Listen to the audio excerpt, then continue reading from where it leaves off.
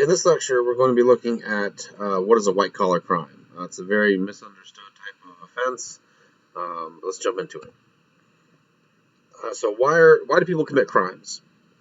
A lot of crimes are done for money, drugs, money to buy drugs, power, sex, some other sort of adrenaline thrill. There's a lot of reasons why. So how do people commit crimes? You have to have someone that wants to commit the crime, not that they, their heart's desire is to commit crime, but basically they're a motivated offender. They have to have the ability to commit a crime, whether that's access through a job or through knowing someone or having a weapon to commit a robbery, the means to commit a crime. Next, you have to have the opportunity. So there has to be a time when you can commit the offense through the means that you have and your desire to do so. So the want to commit a crime, the means, and the opportunity. So what is a white-collar crime? White-collar crime was defined by Sutherland, who you may remember as one of the fathers of the field of criminal justice, of criminology. And the three things that are required are that the crime occurs at the job or at some extension of the job where the person is still acting as a representative of the job. The job plays a central role in the crime. Either the access that someone has or the trust that they're given based on the job, and that the job is seen as legitimate in the environment in which it occurs.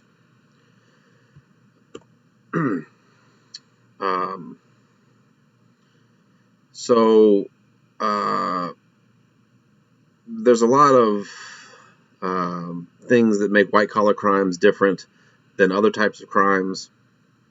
Who the target is it a person? Is it the corporation? Why did they pick one or the other? Also, who the perpetrators are different. Is it a low-level employee? Is it a high-level employee? Is it security?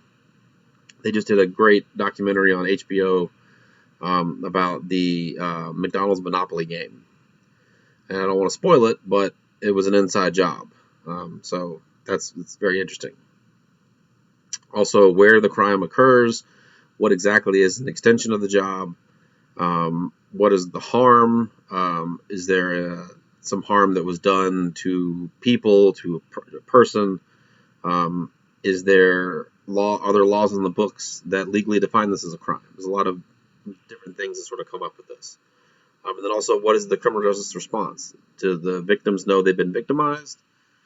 In the case of something like insurance fraud, if you never try to cash in the insurance, you might not know that you've been defrauded. So there's a lot of white-collar crimes that occur at the job, can be very complicated.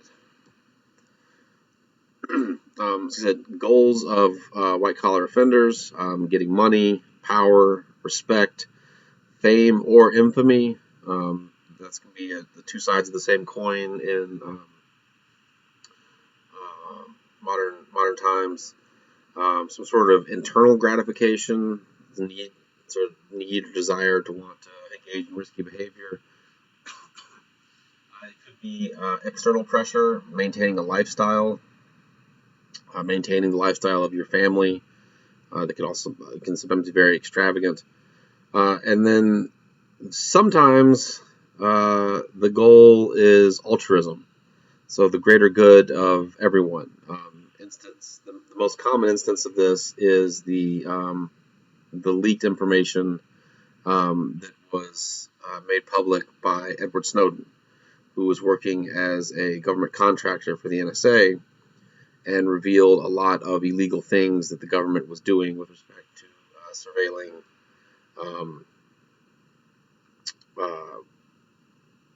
American citizens.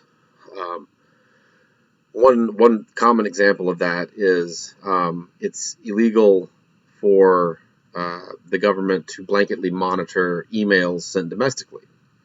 So the NSA worked with various email service providers to make sure that the emails were basically bounced off of servers outside of the United States, which then made it legal for them to monitor them. So things like that come to light through altruistic white-collar crimes, because he broke the law, which is why he's been living outside of the country since that happened. But that is a rare example of a motivation for a white-collar offense. So again, the same way that people commit regular crimes, the way they commit white-collar crimes. You know, want, means, and opportunity. But think about any job that you've had and the increased means and opportunity, the increased access to things like cash drawers or petty cash, or what one of my students referred to as going grocery shopping in the walk-in in a restaurant, basically taking food home. It's a lot easier to commit a crime when you're on the inside.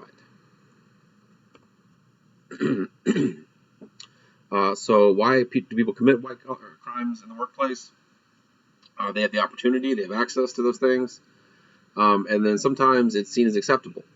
There's an acceptable amount of theft that's allowed in certain restaurants or in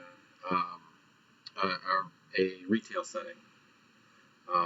Sometimes it's even stealing like work equipment. My brother just told me a story. He just started a new job working, taking down trees. And at the end of an audit, they were missing a chainsaw.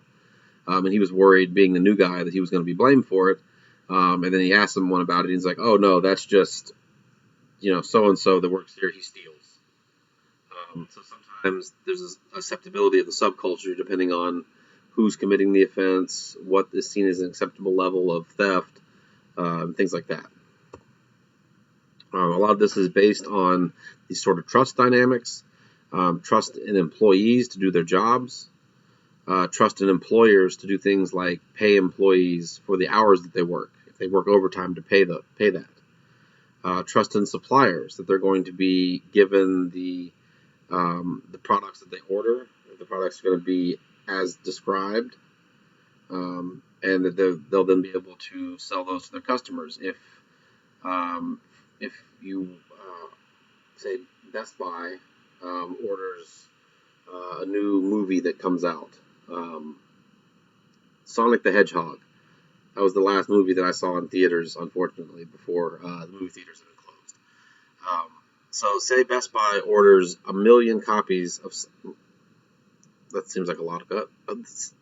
Best Buy orders 1 million copies of Sonic the Hedgehog.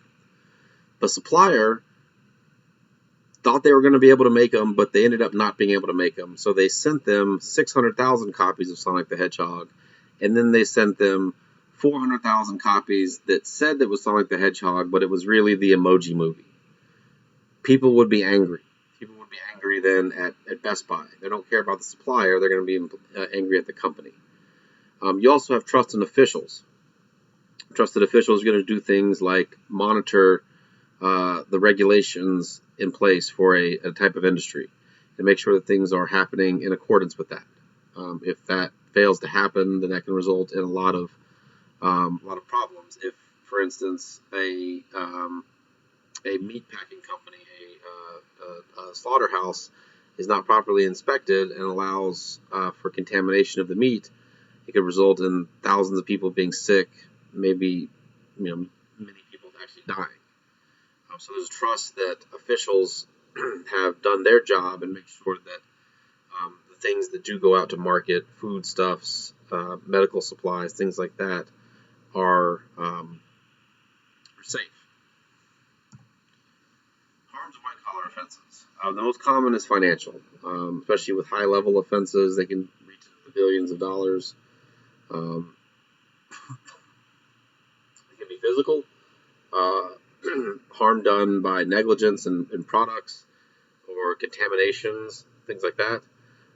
It could be psychological. People are have an effect of interacting with the product, trust in the system itself. It could be the reputation of an organization or field. Um, there were a lot of concerns about one of the newer models of airplanes that affected people's perception of the entire field. It could be reputation for the individual company. Um, and you see there's a link here to a somewhat older um, story, but there was a video of a man, as you might be able to tell from the link, urinating on the Rice Krispie Treat cereal line. And the video came out several months after it was reported to have happened. So that meant that Kellogg's sold Rice Krispie Treat cereal with pee on them. That's probably going to make them have a pretty hard drop in sales. The cereal is already kind of hard to eat by itself, and then you got pee on it. It's going to affect the reputation for the whole company. There are some positive aspects of white collar offending. The first, though, is warning light syndrome. So it lets us see when things need to be addressed. When there is a problem that's arising, when there's not enough regulation and there's not enough oversight on a particular type of industry. It could be also helps with boundary maintenance and disrupting some of the subcultures that promote some of this offending. Things like rigging contracts in union construction. It can also help with social change, like the implementation of seatbelts in cars, making it mandated people wear them. Sometimes it can help, not really help, but as a byproduct, it can give communities something to rally around. So when the BP oil spill happened, the people in that area had to kind of band together. And again, it's unfortunate that they had to do that, but the recovery process has brought some of the members of the community back stronger than they were before. And then, lastly, as I said, there are some instances of altruistic white-collar crime where people take it upon themselves to sometimes break the laws or break the regulations that are governing the industry, and discuss things that they know to be wrong. So why is white-collar crime studied? It's a serious type of offense. It's widespread. It's sort of new that we've been studying the concept of crime taking place at any type of job. And it's studying a lot on tech crime. So it's one of the futures there. There are a lot of opportunities as a new type of crime being studied for people that study crime in the field, criminology, to work in this arena. So ways that it is studied, sometimes they do surveys of employees. A lot of times it's archival research, case studies, where they're looking at known events that have taken place and sort of working retroactively back through them and seeing how it happened, how it was discovered. There are some experiments in field research, but a lot of that is sort of just risk assessment, economic type studies where they test risk-seeking behaviors, what people would do in certain situations, and try to identify potential areas of criminogenic opportunity. Affected systems, basically all of them, all of the major social systems that we have, governmental systems, it can happen in any of these fields, and it can be interrelated. So something happening in the tech field can affect every other system. Something happening in the criminal justice system can affect a lot of the other systems as well. So it shows how interconnected our society is, and again, how everything is sort of built on this web of trust. And if we don't have that, then it starts to fall apart pretty quickly. So this is the sort of final note of white-collar crime. To understand it, you must recognize the constantly shifting nature of crime occurring in various systems. As something develops, new things react to that. The criminal justice system, civil justice system, and regulatory systems react to white-collar crime. Again, it's slow, it's hard to identify. These investigations are very long in taking place. Often sometimes millions of records to go through, and then how the other systems interact as well. It's all interconnected, and again, it's all based on this network of trust of suppliers trusting manufacturers, suppliers trusting the retail stores, customers trusting the stores, and when that breaks down, it can be very difficult for commerce in that industry to take place. So again, just another look at a specific type of offending in the criminal justice system. Again, I'm not sure how often they offer the white collar crime course at the downtown campus. I'm trying to bring that here to the perimeter campuses and a perspectives course. So feel free to mention that in my reviews of this course if you'd like to see more about white collar crime or about serial murder. Most people pick that they want to hear more about the serial murder. But like I said, this is the last lecture. Be sure next week to take the exam. The exam will only be open for 1 week next week. If you do not take the exam, you mathematically are guaranteed to fail the course. So make sure that you take the exam.